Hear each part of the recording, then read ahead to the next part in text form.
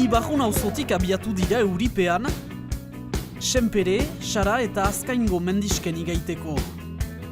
824 korrikalarik parte hartu dute atzo goizian Senpereko trail lasterketan, herriko Spuk lasterka elkarteak antolaturik.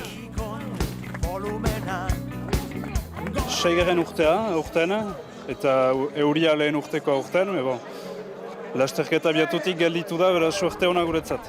Orotara, 21 kilometro, Esnauz, Bizkarzun eta Sualmendiko gailurretatik pasatuz. Publikoaren sustengoarekin, baina patiaren igaiteko, neke. Zaila, istila bazen, loia denetan eta lerrakor zen. Ez da gora igaiten, baina badira patara initz.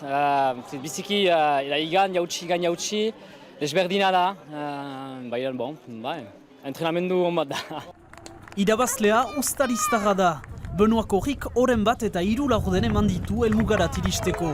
Eta nesketan, jaz bezala, Alicia Olazabal irundarra garaile, Karol Duar Senpertarrarekin lehiatu ondoan.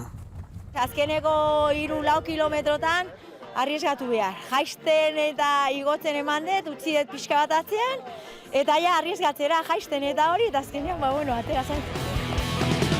Urtez urte mendiko lasterketa guziak bezala, Senpereko itzordunek gero eta arrakasta politagoa biltzen du.